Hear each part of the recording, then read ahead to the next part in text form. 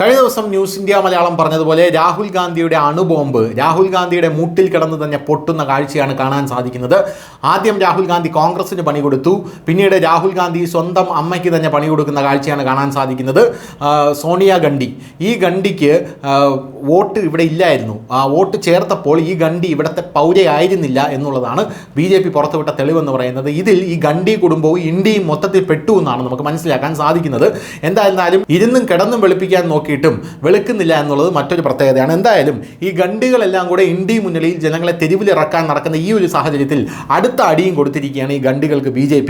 എന്തായാലും BJP ഇപ്പോൾ പറയുന്നത് 2 ലക്ഷം വോട്ടർമാർ രാഹുൽ ഗാന്ധിയുടെ കോൺസ്റ്റിറ്റ്യുവൻസി ആയിട്ടുള്ള റായ്ബറേലിയിൽ അവർ കള്ളന്മാരാണെന്നാണ് പറയുന്നത്. അതായത് 2 ലക്ഷം വോട്ടർമാർ ഡൗട്ട്ഫുൾ ആണ്, സംശയനിഴലിലാണെന്നാണ് BJP പറഞ്ഞിരിക്കുന്നത്.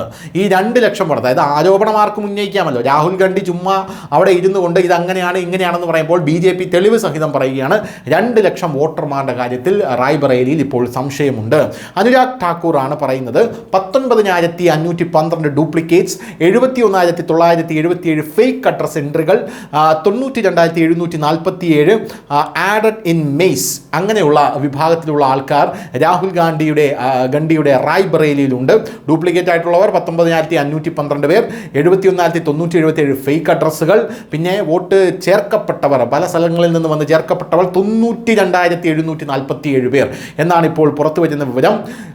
Over 52,000 fake birth certificates linked to bogus addresses have been detected. അതായത് 52,000 ഫേക്ക് ബർത്ത് സർട്ടിഫിക്കറ്റുകൾ, ജനന സർട്ടിഫിക്കറ്റുകൾ അഡ്രസ്സുകളിൽ ഫേക്കായി ലിങ്ക് ചെയ്തിരിക്കുന്നത് ഡിറ്റക്റ്റ് ചെയ്തിട്ടുണ്ട്.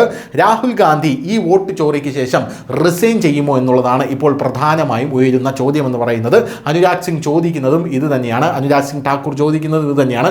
എന്തായിരുന്നാലും രാഹുൽ ഗാന്ധിയും ഇന്ത്യ മുന്നണിയും സമ്പൂർണ്ണമായി പെടുന്ന ഒരു കാഴ്ചയാണ് നമുക്ക് കാണാൻ സാധിക്കുന്നത്. ഇപ്പോൾ ഒരു സിനിമാ ഡയലോഗാണ് ഓർമ്മ വരുന്നത്, ഇവൻ എവിടെ പരിപാടി അവതരിപ്പിച്ചാലും ഇതാണല്ലോ ഗതി എന്നുള്ളത്. News desk, news India Malayalam.